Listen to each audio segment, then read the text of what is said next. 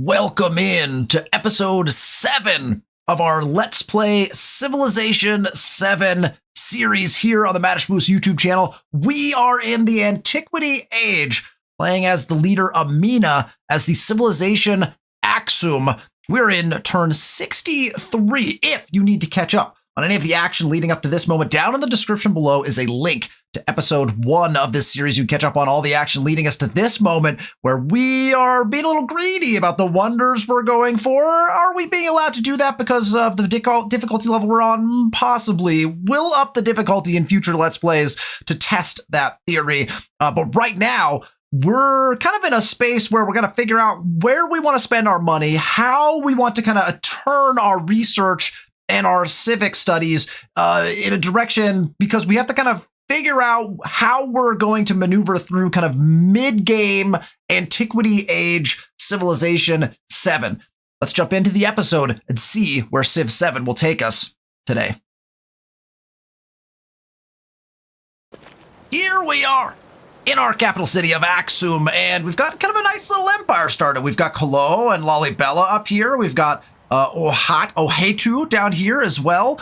And all of them are towns currently, so only Aksum is a city. And we're probably, at turn 63, we're probably, to be very honest, and fill me in the comments section if you play differently, or feel like maybe I'm wrong, because I think there's lots of different ways to play 4X games, but I feel like I'm a little behind in cities. I feel like I should have a second city up and running by now. We got our settles out a little late. Remember, we ran into a conundrum where we had sent a settler like all the way up to here and then had gotten forward settled by Himiko here and then had to redirect that settler around, navigate some free peoples that were up here that were aggressive with us before we finally got Kolo down. So we're late getting our settles in, and that has, I think, put us on a pace to kind of just not have what we need from a city standpoint. We've got just the one city. Now, Aksum is cranking away. It's not growing maybe quite as fast as we want it to. We're only at 10 population here.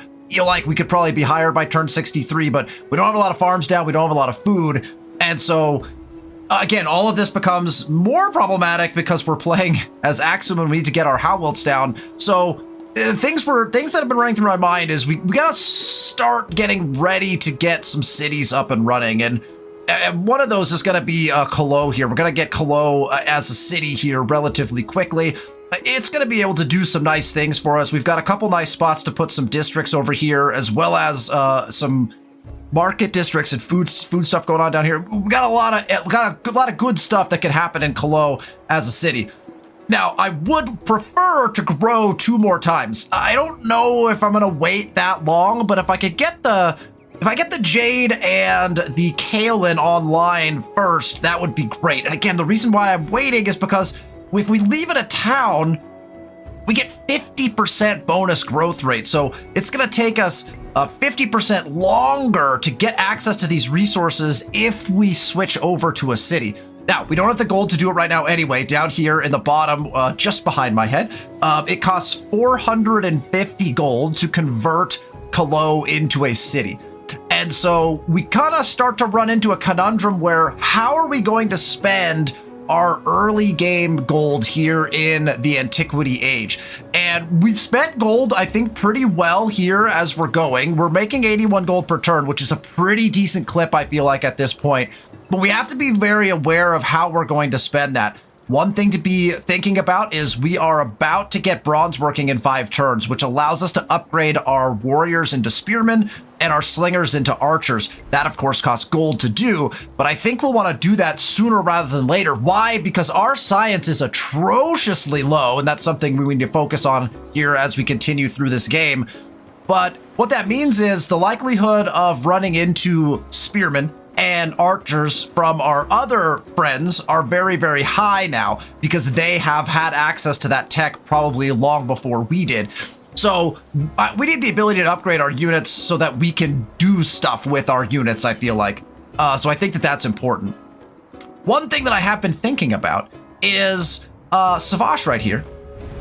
Now, Napoleon is invested in Savage. So if we go and fight Savage, we could be in a little bit of trouble with Napoleon, and I don't really want to be in trouble with Napoleon. I was debating coming down here and burning Savage to the ground.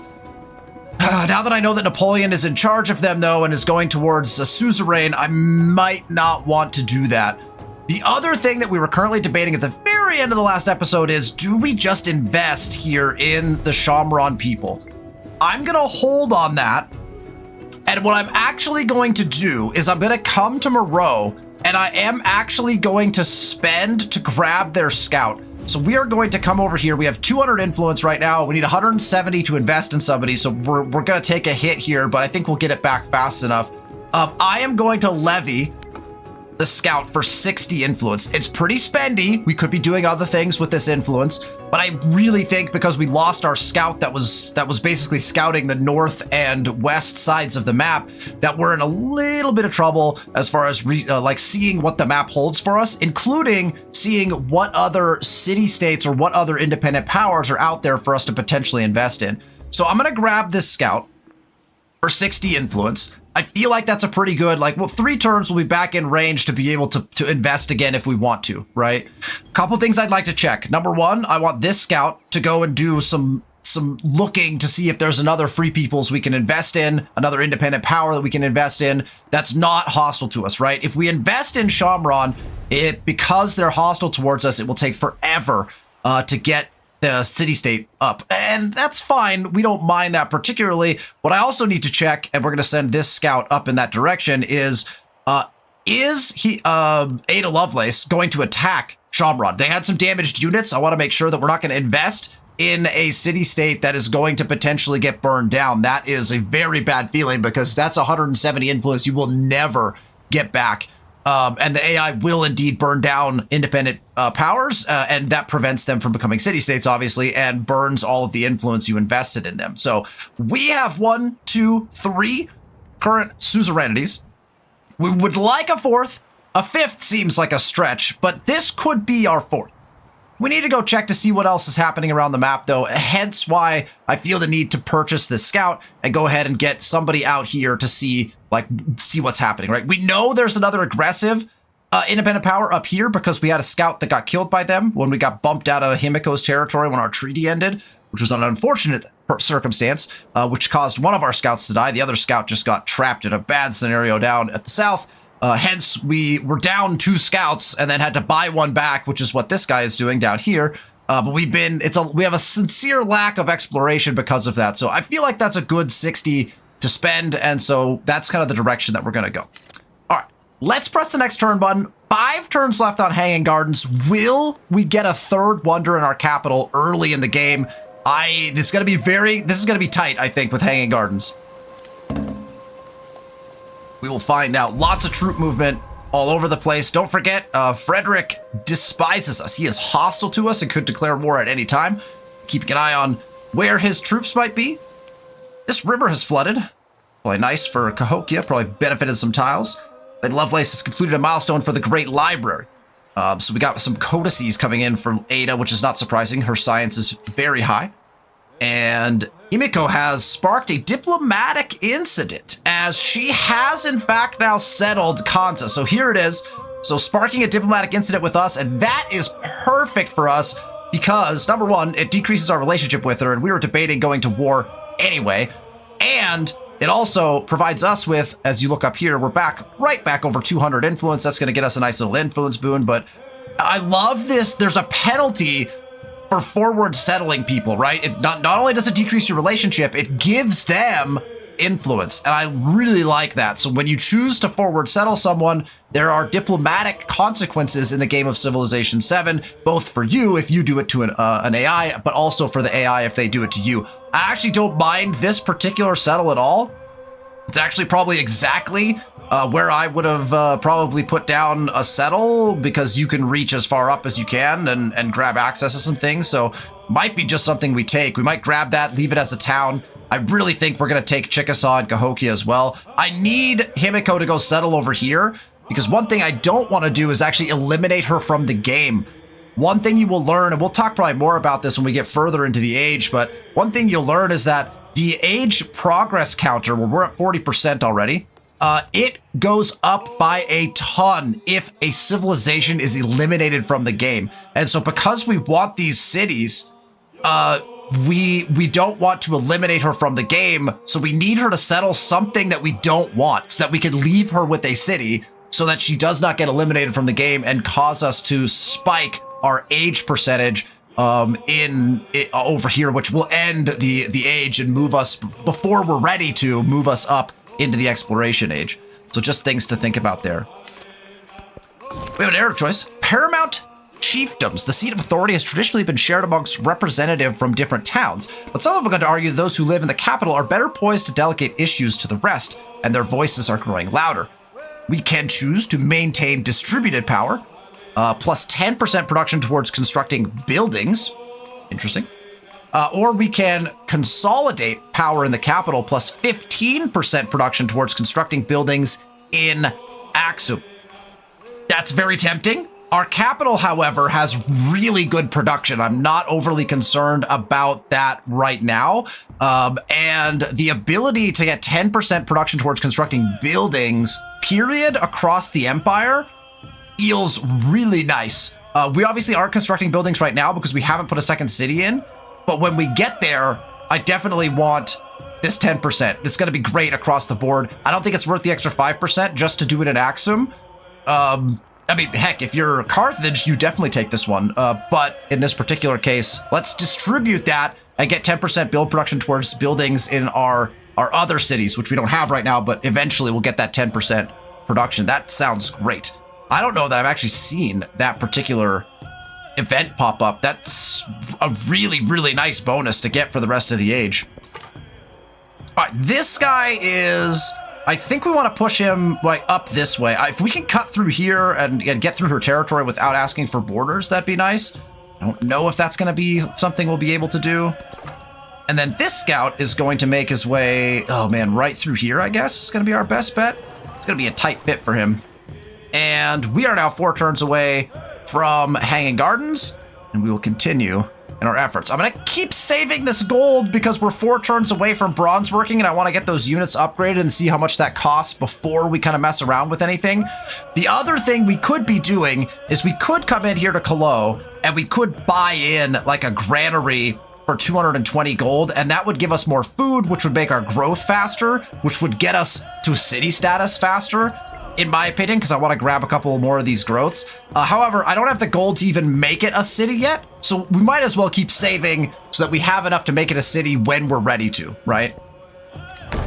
We'll move along, and now we see a Jaguar Slayer has entered our frame. That is a Napoleon unit, though, and so we're not too afraid of that. It's these yellow units is the ones that we're looking for to see what they're doing. And we can see that Savant, man, it's really tempting to just come down here with, we have an army right here. We could move this army down and maybe just attack their units even, just for experience. It's not a lot of experience on our commander, though. But our commander sits at just 2. Where are we sitting at? Oh, actually, he's 2 away from a promotion. And we would love to snag another promotion. You know what? Let's pack up real quick. Let's pack up an army. We'll go ahead and gather our units. I'm not too worried about getting attacked right now. Let's gather our units and start moving in this direction. We're going to pack up everybody. We're going to go at... I don't think we'll burn Savage down because I don't want to get Napoleon's ire. I'd rather have him as an ally. But let's come down here and at least destroy some units. At least get that promotion on our commander, and then we'll come back into our own territory to defend.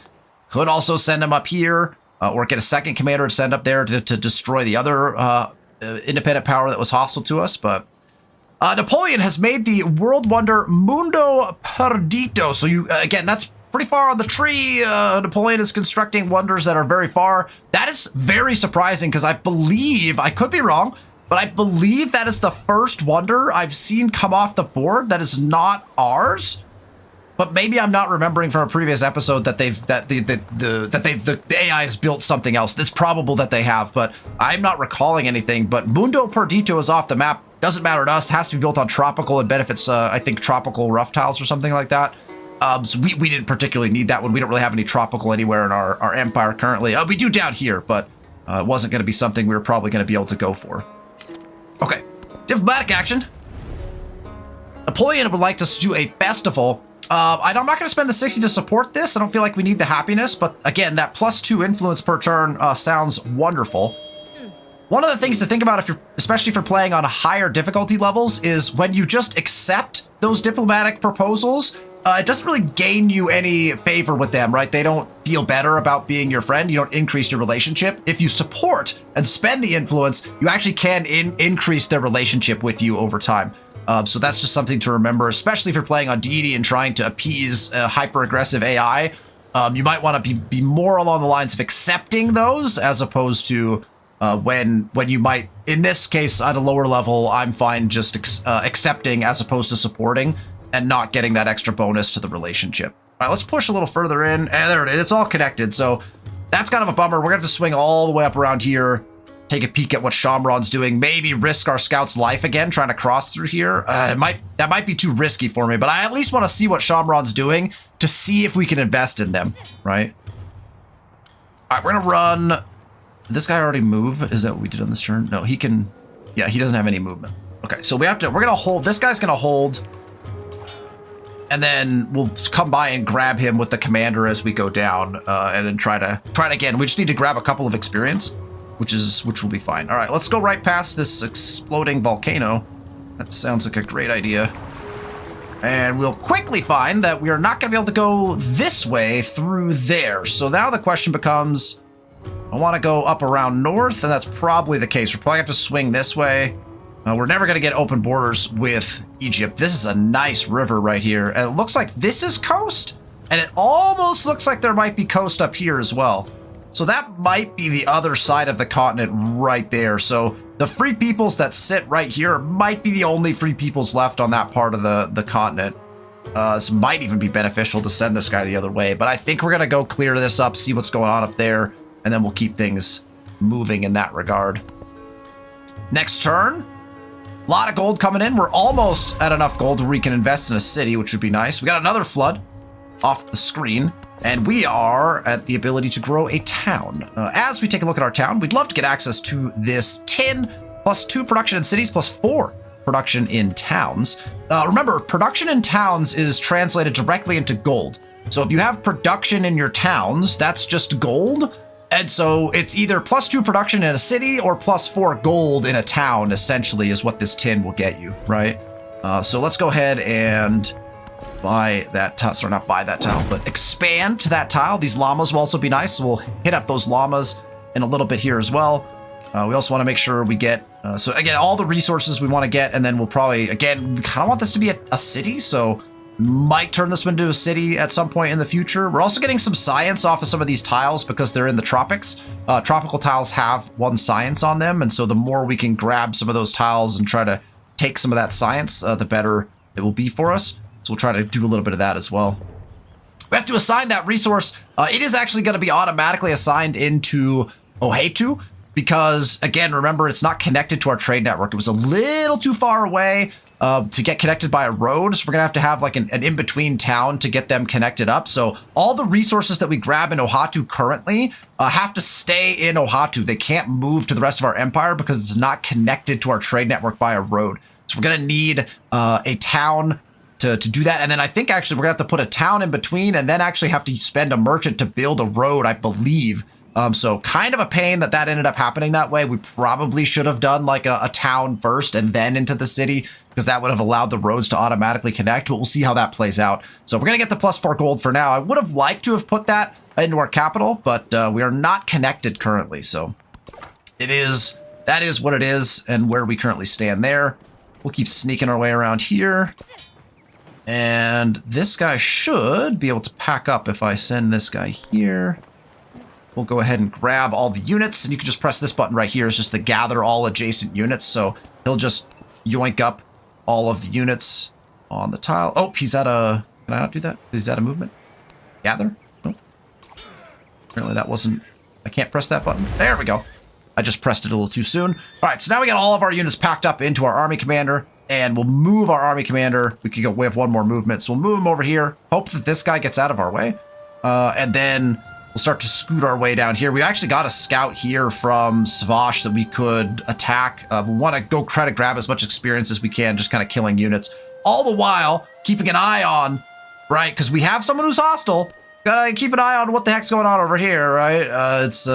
We don't want to get caught in a bad situation where all our army is too far south, and then all of a sudden Frederick decides to make his move. We have some money, so we could purchase some new units if we needed to. But all right, 241 influence. Oh man, you know what?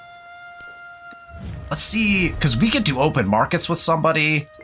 What could we do with we should probably spend some of this in some way, shape, or form. And I feel like I want to continue to make my relationship with Napoleon better. It's pretty good right now. We can't form an alliance quite yet because we're not quite far enough. So I mean, alliance with Napoleon would be good. So maybe we propose open markets here.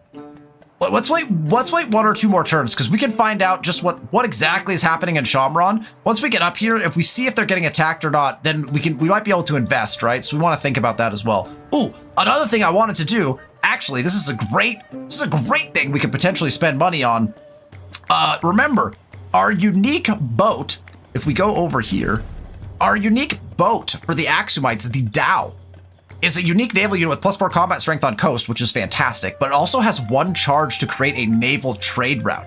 And we actually, in Taruga, they have a couple things, and we can create a naval trade route with them. Now, can we reach that yet? I don't think so, because Huatu is not connected, but buying a Dow at some point would be a great idea. And the other way we could actually get Ohatu connected is by putting down a fishing key here and a fishing key in Axum. If they both had keys, they would be connected navally. Maybe. That's a long trip. But the Dows, we also have a unique trade unit too, right? Our unique trade unit is the Tonqua, which cannot be pillaged and gets us +10 trade route range. So I think we might be able to, yeah, it'd be interesting actually. So we should probably get a Dow at some point and just find out if we can do it. It'd be nice to just buy the Dow down here. We can't buy it unless we have the key in, but the key would cost us 220, which is actually pretty spendy when you think about what we're trying to do right now. So let's hold on that. How much does a Dow cost us here? Or can we not? No, we can't do it here either because we don't have the key, right? We'd have to get a key somewhere in order to do that. So that's something to think about because we have access to fish and jade right here in Taruga that we could trade with using a Dow. And then we have a military unit that we can float around in the water as well. So that's just something to think about as far as we could create a couple trade routes that way with the Dows, rather than having to purchase merchants for those. So definitely something we want to keep our eye on. All right, let's go next turn. All right, we have unlocked public life, +3 combat strength on fortified districts and access to the Oracle. Oracle is a so-so wonder. It gets you some culture. It gets you extra culture from narrative events. You do get some decent narrative events. I don't mind Oracle. It's particularly good if you're playing Jose Rizal. We have other things, obviously, that we're building. We're down to 1 turn on Hanging Gardens. We're so close. That volcano erupted, so maybe it's a really good thing that we decided not to go that way. Get him in the water. Try to scoot him up there. We do have to pick a new civic. And the reason that we had picked that civic, right, is because we were wanting to get to entertainment. It gets us that settlement limit that we're looking for. So let's go ahead and grab entertainment. That, again, we can either have gone organized settlements or up here to entertainment for that extra, that gets us that extra settlement limit. And we're at our settlement limit right now. So we want to be able to push for that. So let's go ahead and do that. We'll go towards entertainment. We've got all the Axumite civics we currently want, although again, we're debating on this one with Port of Nations. If we get some trade routes out, that's going to become very valuable. So we might even put some turns into this and then switch as we go through. If we get a couple more trade routes in, right? We only have 1 trade route currently, but we should get more. Again, it's just a matter of we need more cities so we can produce more things without having to spend our gold. We have enough gold to make Colo a city now, but again, in 1 turn, we need to upgrade our units, which actually means these guys should stay right here for 1 turn. 1 turn of sitting right here is what we're going to do. And then this guy needs to start getting us some view of here. I'm a little concerned about this guy dying if I put him up here, but I guess we'll find out what's going to happen with that. Okay, next turn. Do we get hanging gardens? The canal water gushes from above into the gardens. Fragrance pervades the walkways. Streams of water as numerous as the stars of heaven flow in the pleasure garden. What a quote, too. A beautiful building. Look at the water and the fish. The flourish at the end. Beautifully designed. Look at that. It's got koi or something down in the pond.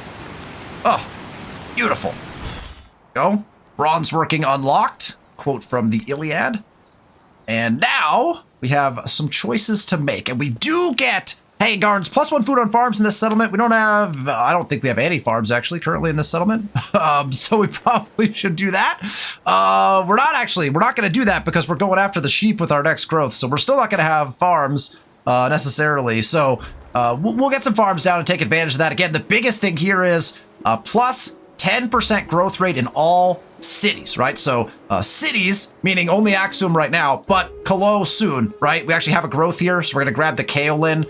Then we'll see it. Well, 13 turns to growth. So we'll have to see if we want to wait those 13 turns or not. So let's progress through. We also have to remember we're currently producing a settler in Axum. We don't need a settler, so let's actually take care of that right away. We need to build something different. Now, do we want to go after another wonder? I mean, it's tempting. It's tempting to just go after another wonder. I don't have a particularly great place to put another wonder, and we don't want to take up too many tiles with wonders. So I do think we should switch gears a little bit and try to build in something else. We have access to our barracks, and it would only take us 3 turns to put this in. And we also want to get the altar down too. So if you look at like purchase cost, is pretty spendy. We don't really want to buy those. So plus 6 production on the barracks though, and we'd have a spot for it right here with good adjacency. That's the spot I think we want to go to. We're not going to put it here. We could for the plus 6, but we're going to go ahead and put it right here. That's where our production buildings are going to go. Science buildings here, production buildings here. Again, they pair together, so there's almost always 2 of each building type in each age. And when you put them together, just makes sense because their adjacencies are all the same, right? Now, the adjacencies for science buildings and production buildings happen to be the same, so you can mix and match those 2 if it makes sense, right? If I didn't have another good tile, I might just put the barracks with the library here, right? But I have another good tile that we were kind of planning to use, so we can go ahead and just use that. Go ahead and put that down, and we're going to bump it in the queue, and we're probably going to go into altar after that, because again, if we put the altar in, we get another 10% bonus rate in the city with the altar. So it's something that's relatively important, to be honest. We chose that Pantheon for a reason, but if we don't get the altars in, if we don't get those bonus growth rates, and really, we should have gotten those altars in probably very quickly in all of our towns as well, because again, 10% more growth means we're getting access to more resources and tiles faster. We're currently kind of figuring out how we want to spend our gold. We'll see if we might want to do a little bit of that, buy in some altars as we get going here. Again, would have been really good to have kind of early on, but we're messing around with where our priorities are and how we want to spend that gold. I do want to make sure we have a defensible army. And so if we come in here to the commander, one really nice thing they implemented as a change in Civ 7 early on, and again, kudos to Firaxis for continuing to iterate on the game in a positive way, is this button right here. This button, which is, you can't read the text for it, but it's this one right here. It says upgrade all units. Upgrade all eligible units in the army, which grants each unit plus 5 combat strength, which is what an upgrade typically does. That's how the tier system works in this game. You will notice it costs, well, I will notice because I can see it, it costs 330 gold. So there's no discount for doing it this way. If you click on each individual unit, you can also upgrade them like from here, right? So here's the upgrade button. It costs 65 gold to make a slinger into an archer. I think if you do the math is exactly the same. But instead of having to click each individual unit and upgrade it, you could actually just come to the commander, press this button. Every unit that is stationed inside of that commander will be upgraded. It tells you how much it's going to cost, right? It's going to upgrade 4 units for 330 gold. That's a bunch of gold. But we do want to spend that. We do want to get this army upgraded so that in case we get any aggression from somebody, we will have superior or at least equal units to what they're offering. So I'm going to spend that gold right away. There's the 330 to upgrade, and that will spend off some of our gold. Now we have to resave up to make Colo into a city, and that is going to be the next thing we spend gold on, right? Is going to be making Colo into a city, and then we probably want to make Lalibela into a city as well. So we're starting to think along the lines of expansion of our cities. Now, lovely thing in Civilization 7, after you have upgraded units, they can still move.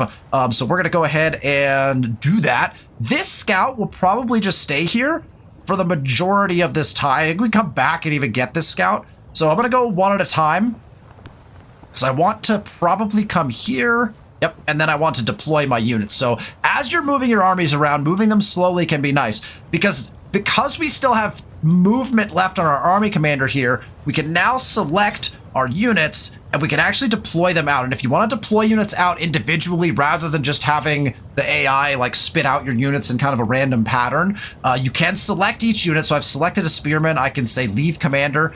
I'm going to have him leave in this direction, and that will allow him to now enter the battlefield. Even though we've moved already, we have to move and deploy. And then we also have, this guy can actually has, oh no, he doesn't have any movement left. Do I not have that promotion?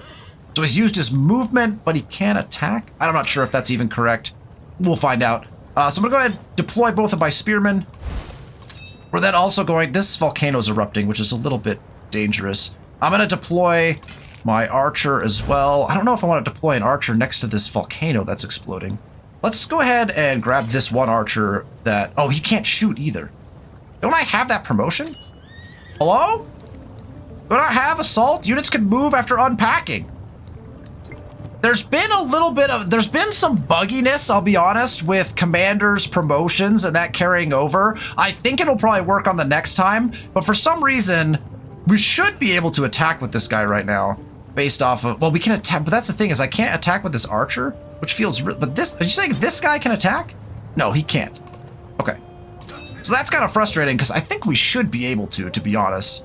Anyway, we'll let that sit, I guess. Our commander, now that our commander's here, I'm going to move him here, I think, just to get him in the middle of everything. We still have one archer we haven't unpacked. So anyway, we'll attack this guy next time. Hopefully this volcano doesn't damage our guy.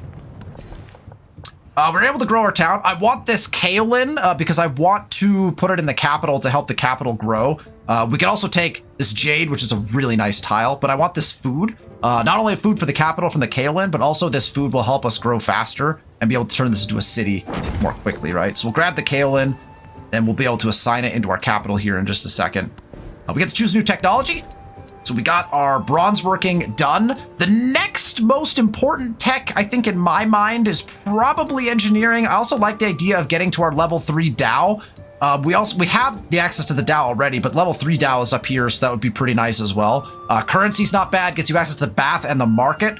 The wheel is very useful to get the villa, but also because it gets you access to some of your siege weaponry, right? Your ballista you can get access to here, which is important if you're attacking cities with walls.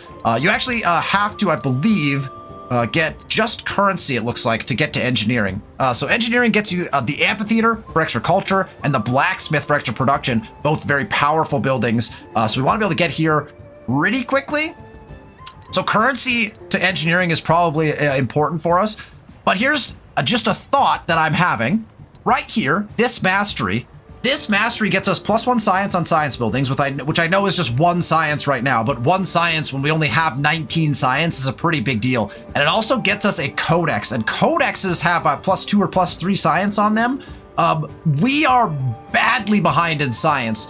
And so I'm actually going to do this mastery for 5 turns really quick before I progress towards engineering. I want the codex here, and I think it gives us the best opportunity to get a quick codex and to get the extra science. I feel like our science is very far behind, and so I'm going to try to kind of to boost that a little bit. We also got an attribute point. Remember, one of the benefits of building the lovely Hanging Gardens is we get an expansionist attribute point. So we can go ahead and click on that. Go over to our expansionist attribute point. Again, we don't have any choice here, although we will soon. Expansionist is one of the most powerful attribute trees, as we discussed. We're gonna get 25% production towards training settlers. That actually is pretty helpful because we have one in the queue right now. So we're gonna go ahead and grab that. Then we also, again, lots of interesting things down here. 5% growth rate, But if we go down this tree, we get population in towns. There's also a settlement limit you can get access to. It's gonna be tempting for us when we're in this expansionist tree to kind of pick which way we want to go. This extra population though down here is pretty potent.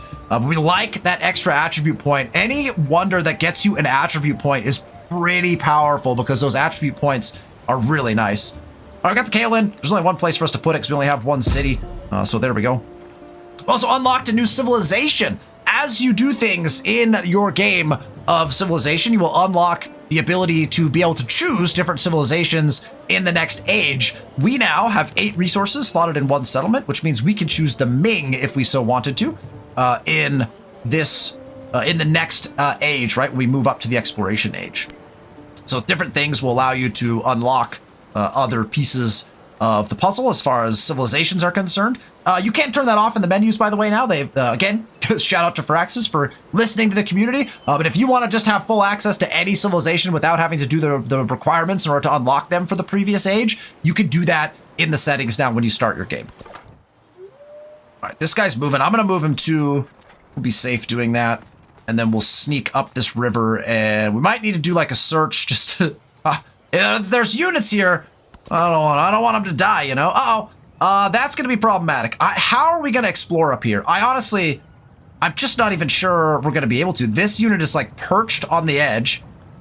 We almost need to send our army up here just so we can find out what the heck is going on in this vicinity. Though I can't even like get my guy up here because I know there's an archer here as well.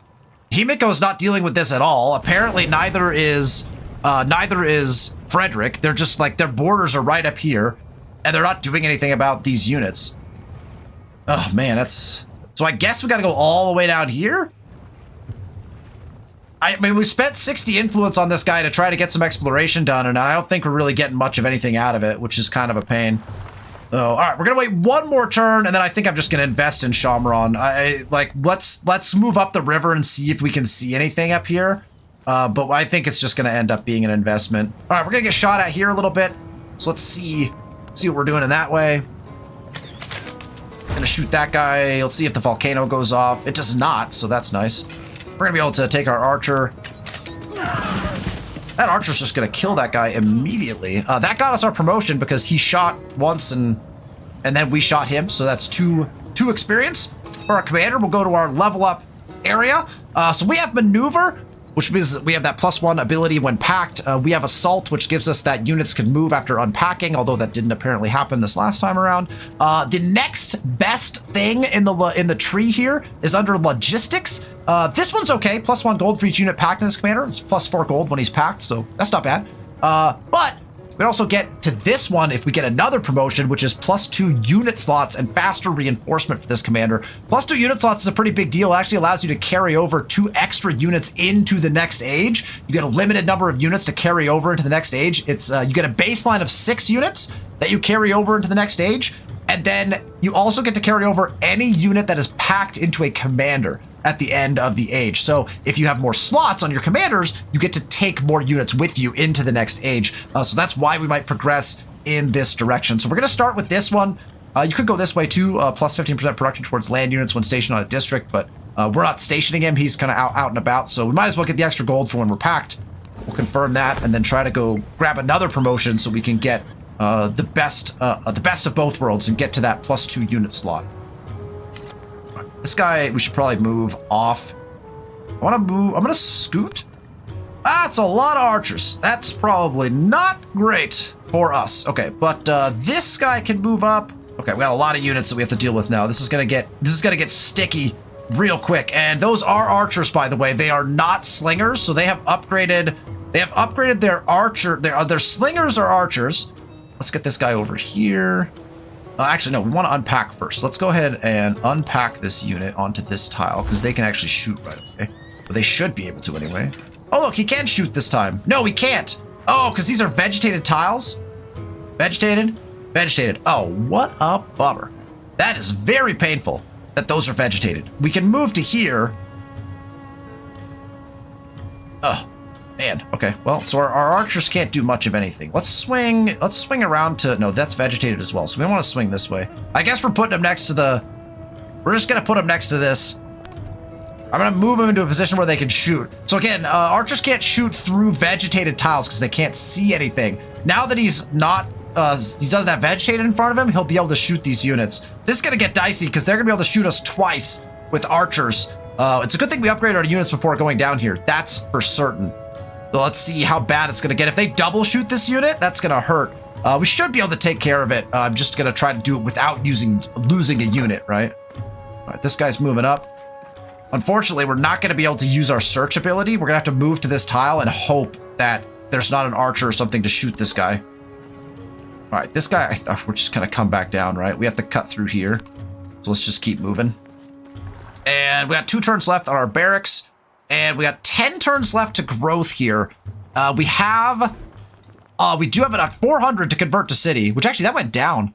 Oh, it went down because we have more population, I believe. Actually, that's probably the actual deciding factor. Is the more districts you have in, the cheaper it is to turn into a city. So we could turn Cologne into a city right now. We have the gold to do it. I really want this jade. We would lose our 50% bonus if we do it right now. I think I'm going to wait the 10 turns. That feels really bad, but I think I'm going to wait. Maybe we choose to buy something else in. Oh, we got, that's our Tanqua. Oh, cool. We're actually trading navally with, Chickasaw. So we didn't make a road, actually. We actually are trading navally to there, which is great. Himiko has established a trade route with us. That gets me 4 gold, I believe per turn. Yeah, 4 gold per turn, which is pretty nice. And Napoleon's relationship has changed with me. We are now in a helpful relationship. That means we can actually look at declaring an alliance, which would be pretty helpful. How did this go? They attacked the archer. So double attack on the archer and a slinger has now appeared. So they have a lot of military. Okay, so our archer is actually the one in trouble, which is slightly problematic. Well, this archer can die at the hands of these guys, right? This archer we could technically pull back and move this guy in. So we know this spearman can attack down. It's not going to kill this archer, though, and we kind of want to kill the archer. So we're probably going to double attack into this archer. So let's actually attack here. This guy attacks first. Yeah, this guy attacks first, and then he'll go back to his spot. And then this guy will attack next and take out the archer, also taking this tile spot, putting him at somewhat of a risk. We'll move our commander in. How are we going to keep this guy alive? Because he's going to get double shot again if we don't move him. I think we just have to take this guy and scoot him all the way back, unless we want to lose a unit. Might be able to just shoot this slinger and kill. We could kill this slinger, and then we would just be taking 1 shot, but his health is at 47. Ooh. He might live if we just kill this slinger. I'm going to scoot him back. I'm going to try to keep him alive. I'm going to move this guy in. He's just going to get double shot now, right? I don't know. I feel better about it if we know we're going to keep him alive, right? We have surplus influence. We do have a lot of influence. We're about to change that, I think. Napoleon is down here. No one is invested here still. And I'm going to make this move and pray that he doesn't get shot. That's an archer, and I don't love that. And oh man, that archer's very damaged. Oh, it feels bad to invest in this. They do not have anything to defend themselves with. Do we risk investing? I think we do. We don't have anything else to do with this influence. I'm going to press the button. I'm going to press the button. So down here, you'll see normally what you will see, right, is you don't even see where the bar goes. It's going to take us 15 turns to get us to friendly. Okay, so we have to fill this bar all the way up right here to 15. It will take 15 turns to get to that point. 30 total turns to befriend Shamron because they were hostile. Normally, it takes 15 turns if they're friendly, right? So it doubles the amount of time to get someone to city-state status and to be a suzerain when they are hostile against you. Now, we can add influence. There's a button right here where we can support this further, which adds an extra progress per turn. I don't really want to spend my influence on that right now. In fact, we have 130 more influence, which probably means we should swing by Napoleon and buff our relationship with him. Actually, you know what we're going to do? What's his relationship status with people? Let's see. He is hostile with Himiko, neutral with Lovelace and Frederick. I don't mind that he's hostile with Himiko, because I don't mind being hostile with Himiko as long as he doesn't declare like an instantaneous war. I'm going to actually form an alliance, or a request an alliance with Napoleon. We are now allied with Napoleon. That feels very nice. And now, instead of spending on open markets with Napoleon, because we're already in a good relationship with him, let's go see if we can't convince Ada Lovelace to also potentially be our friend. Let's go open markets with Ada Lovelace. She has rejected my open markets action and blocked me from doing anything else with her. So Ada not impressed, and that will allow us then, I guess, we could try Frederick. We need to do reconciliation with him. Do we bother with reconciliation? I mean, we have the influence, right? We don't have anywhere else to spend it currently.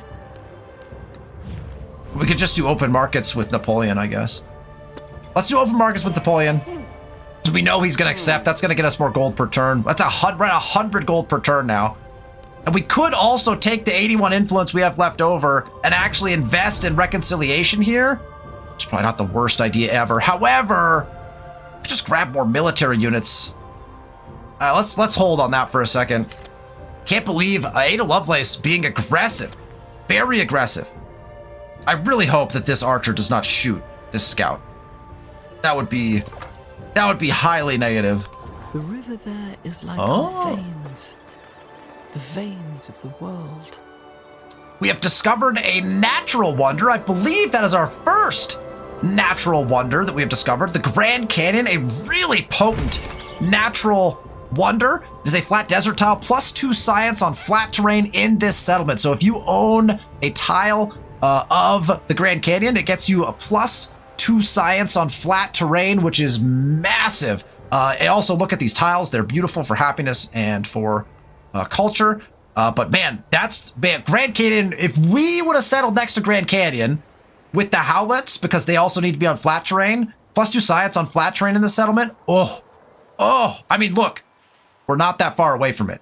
If we wanted to, we could push a settle, and it would not be a good idea. It would basically force war with Frederick, but we could put a settle in right here and snag a tile and then try to take advantage of flat tiles.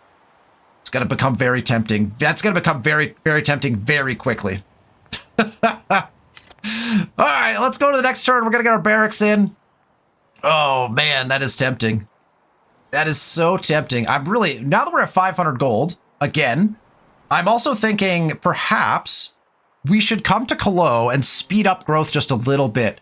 We know we want to get up here for some of our buildings. This tile immediately becomes a spot where we can put a granary or a other ageless building, right? This tile we're not going to use for anything other than that. So here and here are going to be our production and science buildings, respectively, right here and here, because it's double resource adjacency. And then here and here are going to be our food and money tiles, right? So this is where we want to have our granary. And so I'm thinking we just grab this granary and we'll just put it right there to start. We'll just buy it right now. Let's do that. We'll put it down right there. That will get us extra food. It's not actually getting us the 3 food that I don't think, right? That was only worth 1 food. Or was it? That was worth 1 food, but then we have a farm here that just got boosted by it. And then no, the quarry didn't get boosted. Anyway, I think it got us, it said it was going to get us 3 food, but that might have been on a different tile, so maybe I was incorrect. Anyway, nice little bonus.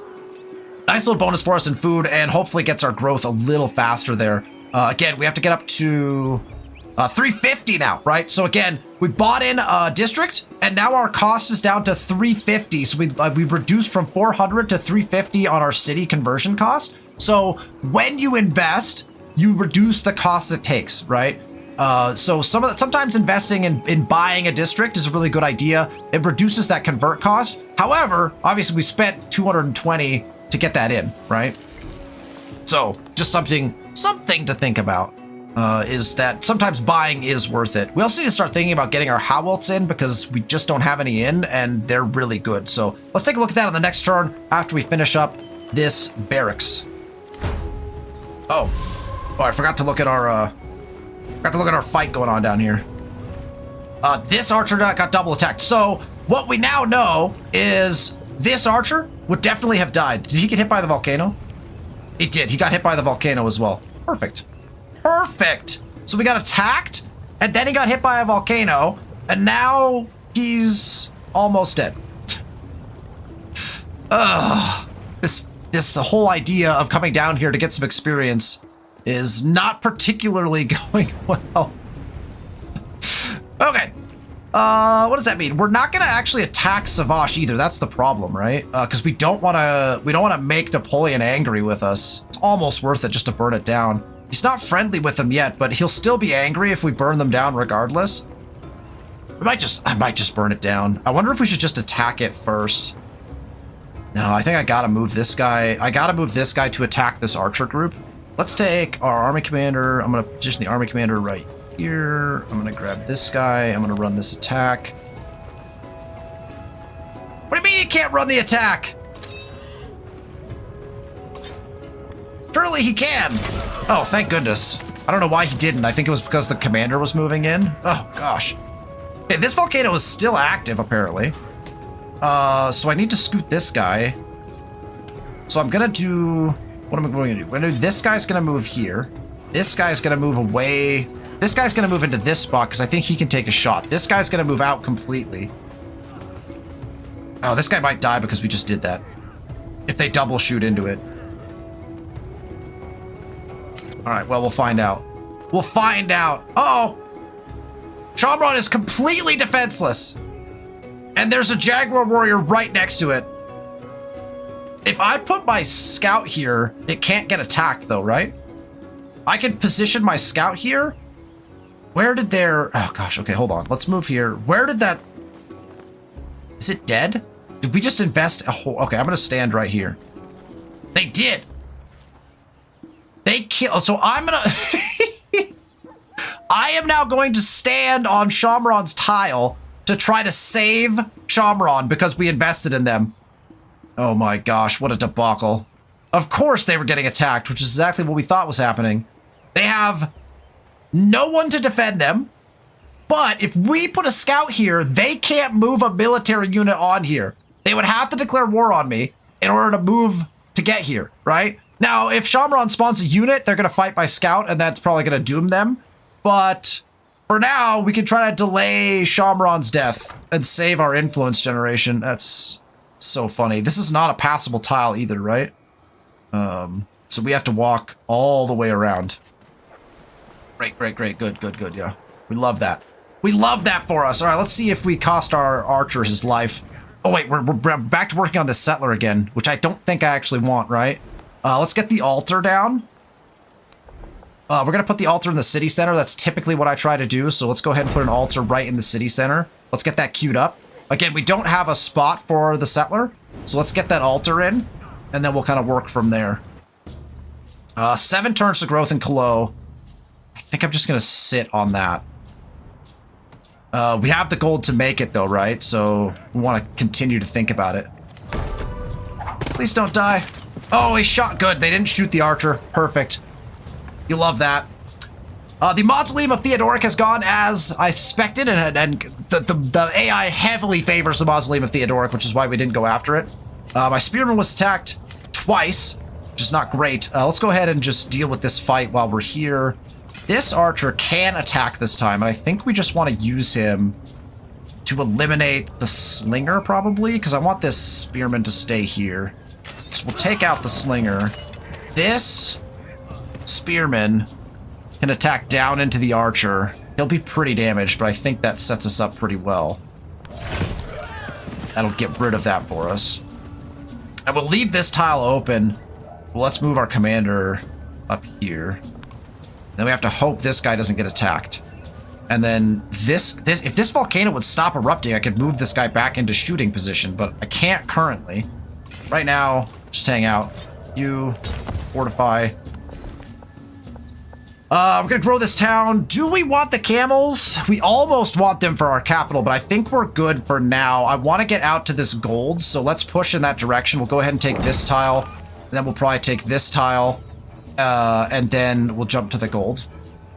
That also gets us a Howlet spot right there as well, which we can actually start spending our gold on sometime soon. Let's get access to these llamas. It's actually not going to get us anything right now, but it's a great tile. It's this little science.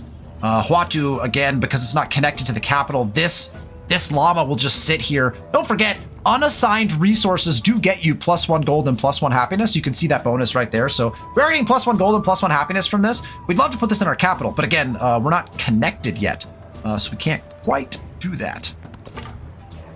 All right, this guy, I'm gonna pet the dog. We can pet the dog. Jen, have you seen the pet the dog? Have we shown this yet? Gives the dog little pets. That was, again, another... And a treat? Wow. That was another ad from the folks at Firaxis. We can't... We could just, like, set up... We could just set up a lookout. Like, this tile, right? Let's do that. We're gonna set up... Look at this. Man, we are blocking right now. Honestly, we should probably take this influence and double up here. If we double up here to try to save them, oh my gosh, 100 more influence towards it though. You know what? I'm doing it. We're gonna double up. I'm gonna double invest. I'm gonna try to get the Shabran people salvation somehow. I don't know. I don't know if this is a good play. It's probably not a good play. All right, we'll go to the next turn. Oh no. The spoken word conquers. Someone's declared war on someone. The written word commands it. All right, we got +1 science on science building. We got a codex. All right, let's check this codex out. That is automatically +2 science. We got +3 total out of doing that, which is not the worst thing in the world. Got us up to 20. Only 20 still? Okay. Napoleon has declared war on Himiko. And now we have some major decisions to make. Look, we knew he was hostile. Napoleon's declared war, which leaves us with some ramifications. Our ally is at war. Here's our problem. Our allies declared war on Himiko, who we want to be at war with. We want to fight Himiko. Our army is currently embroiled in a ridiculous fight down here. We cannot defend our borders from Himiko. I don't see any of Napoleon's troops up here to actually fight Himiko. So all of Himiko's wrath, if we declare war, will be turned towards us. If this had happened before we sent our troops down, I would have accepted this war and I would have just gone and started attacking. We would have gone all out war and just gone and started attacking Himiko. Unfortunately, because of the health status of our army and the fact that we have nothing to defend our borders right now, I don't think we can do the war. I think we have to stay neutral. We have to end our alliance. Oh, that sucks. If we had an army up there, this would have been perfect timing, but I don't think I can risk it. I think we have to stay neutral. Napoleon's not going to like that very much. It's not going to help us degrade our relationship with Himiko, but I just can't. The timing is bad. Oh, that hurts. Helpful to friendly, that's fine. We knew that was going to happen. Growing pains. Loss is a universal experience, and every facet of life can reflect its sorrowful face. What was once an intimate alliance has crumbled, with nothing but memories for rubble. We can get 25 influence and mourn the shift. We can get 50 gold. Ooh, 25 influence or 50 gold. The influence is way more valuable currently, but the 50 gold we could probably do more with. But per turn, the influence is better. So let's grab the influence. Ugh. The timing on that is so painful. All right, we're going to go to currency and then engineering, probably. So let's go currency first and then into engineering. We also get into a celebration. We can take 20 food for 10 turns, or we get 30 building production for 10 turns. Here's the deal. We are 5 turns from Cologne needing to build buildings. I think I'm just going to take the food again. I think we're going to take the food again because we'd only get 2 towns worth of building. Axum is building buildings technically. But I think I'm going to take the food again. We're going to go 20% food. We're going to keep growing as fast as possible. The next one, I think, will probably take the buildings, but not right now. Plus 2 influence per turn is pretty decent. We can also just grab a science back. Let's grab the influence. The influence is going to be too valuable. Our science is so low. We're at 23 now, so it did go up. Oh, we did. Oh, so that plus 3 hadn't got added yet last time, right? We got the 1 from this tile, and then that got us to 20, and then 3 for the other. So we're moving in a positive direction now in that regard. So that's good. Okay, I think I'm just going to crush Savage. If I could do it on this turn, which I think we can.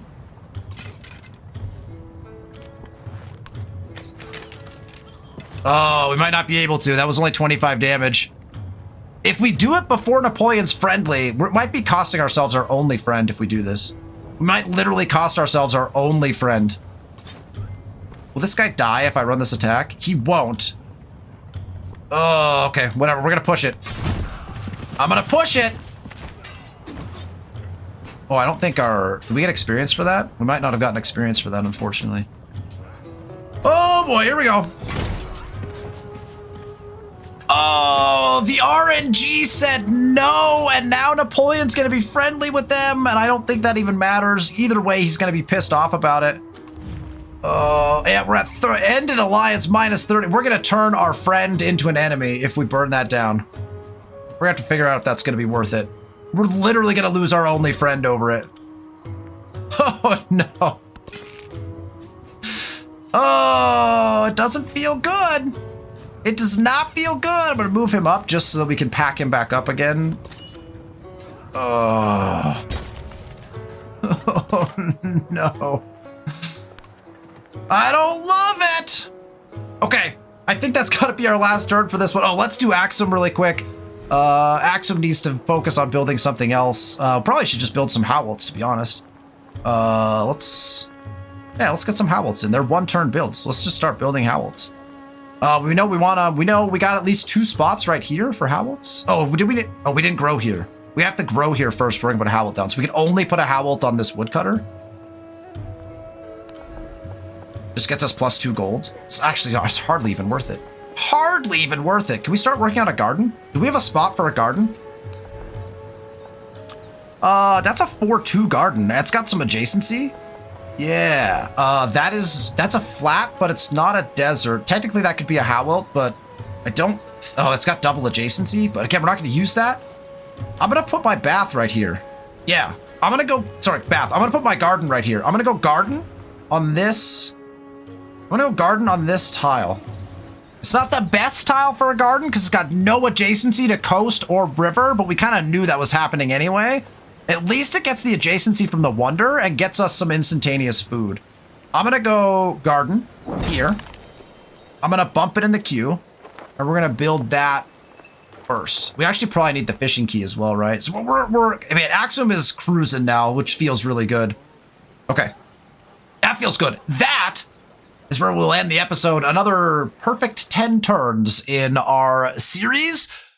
Stay tuned. More Civ 7 next week. If you like the content, hit that thumbs up button. Make sure to subscribe to the channel so you know when we release these videos. I appreciate you watching, and I'll see you next week.